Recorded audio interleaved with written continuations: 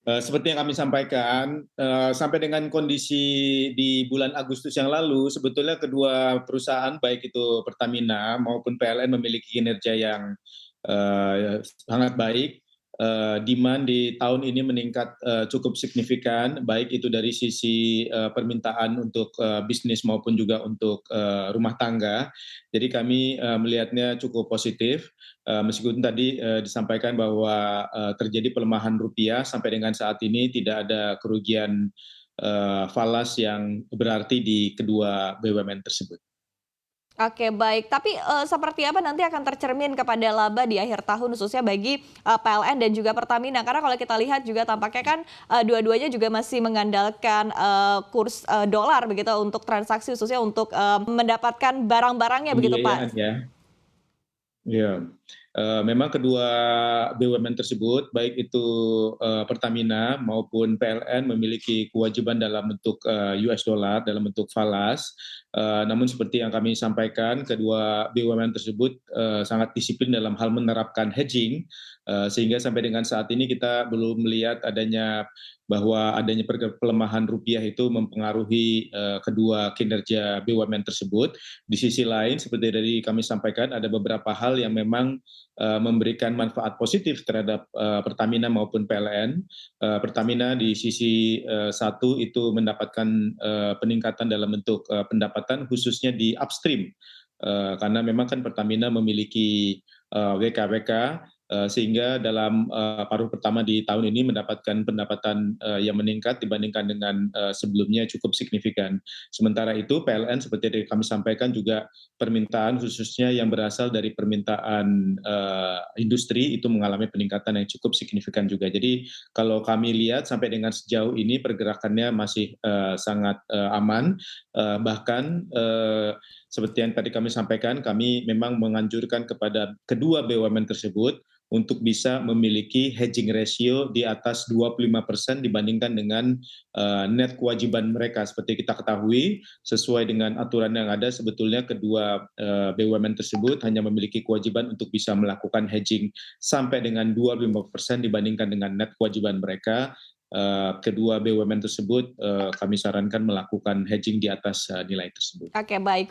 Tadi sempat dikabarkan juga bahwa sebetulnya pendapatan perusahaan ini juga sudah lebih tinggi begitu ketimbang yang ditargetkan di awal. Mungkin bisa dijelaskan Pak Pahala sebetulnya sejauh ini Hmm. seperti apa begitu realisasinya?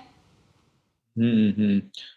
Kalau kita lihat sampai dengan saat ini, tadi kan seperti kami sampaikan ya, kalau melihat dari sisi pendapatan, khususnya untuk PLN misalnya, kami menargetkan sampai dengan bulan Juli misalnya, pelampauan dibandingkan dengan anggaran mereka itu sebesar kurang lebih sekitar 5%, secara year on year juga mengalami peningkatan mencapai di atas 20%, jadi ini tentunya merupakan satu kinerja yang cukup baik. Sementara itu kalau kita lihat di sisi Pertamina juga dari sisi penjualan di dalam negeri kinerjanya cukup baik, sehingga kalau kita lihat dari sisi pendapatan itu bisa mencapai di atas 45 billion US dollar sampai dengan posisi bulan Juli yang lalu. Ini juga tentunya merupakan realisasi yang lebih baik dibandingkan apa yang kita targetkan, dan juga secara year on year juga mengalami peningkatan di atas 45%. Jadi kedua-duanya tentunya dari sisi pendapatan memang mengalami peningkatan yang cukup signifikan. Kami melihat bahwa ini tentunya merupakan bagian daripada kebangkitan sektor industri manufaktur di Indonesia yang menyebabkan demand di kedua BUMN tersebut di bidang energi memang mengalami peningkatan yang cukup signifikan. Oke, baik. Pak Pahala melihat kondisinya di sepanjang tahun 2022 ini juga kan masih penuh ketidakpastian, apalagi juga kita lihat juga tampaknya bank sentral di dunia ini juga masih terus agresif begitu kan.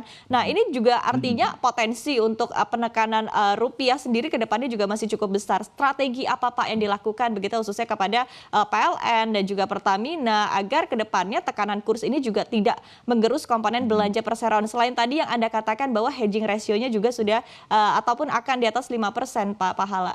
Iya, iya. Yang pertama tentunya kami menyampaikan kepada kedua BUMN tersebut, karena kan kedua BUMN tersebut memang memiliki jumlah capex yang cukup signifikan.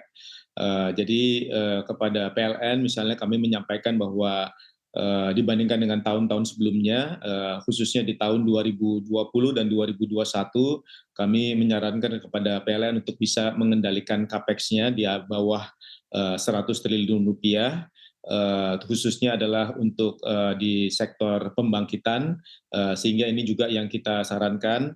Begitu juga kepada Pertamina betul-betul melakukan review untuk capex, memastikan bahwa capex-capex yang ada memang betul-betul capex yang sangat relevan bagi pengembangan bisnis ke depannya. Kalau misalnya pengembangan untuk kilang misalnya, kita memang menyarankan mereka untuk terus melanjutkan proses tersebut tentunya, tetapi untuk upaya-upaya pengembangan capex lainnya itu kami minta untuk bisa dikendalikan. Kedua adalah memastikan bahwa dari sisi pinjaman, berhati-hati untuk pinjaman yang khususnya jangka panjang. Karena kan kalau kita lihat saat ini trennya adalah bahwa tingkat bunga untuk sementara waktu itu memang kita lihat ada kecenderungan untuk meningkat. Jadi kita melihat bahwa tren tersebut mungkin akan berlangsung sampai dengan 2 tahun mendatang. Jadi kalau kita sarankan kepada kedua BUMN tersebut, mungkin dibandingkan untuk bisa melakukan peminjaman dalam bentuk penerbitan obligasi, mungkin lebih melihat kemungkinan kepada pinjaman bank, karena pinjaman bank biasanya di bawah 5 tahun. Jadi ini juga yang kami sarankan untuk bisa dilakukan, selain juga melakukan pengendalian dari sisi hedging. Dan tadi kami sampaikan memang hedgingnya kami sampaikan untuk bisa dilakukan di atas 25%. Selain daripada itu juga memastikan adanya suplai bahan baku yang cukup.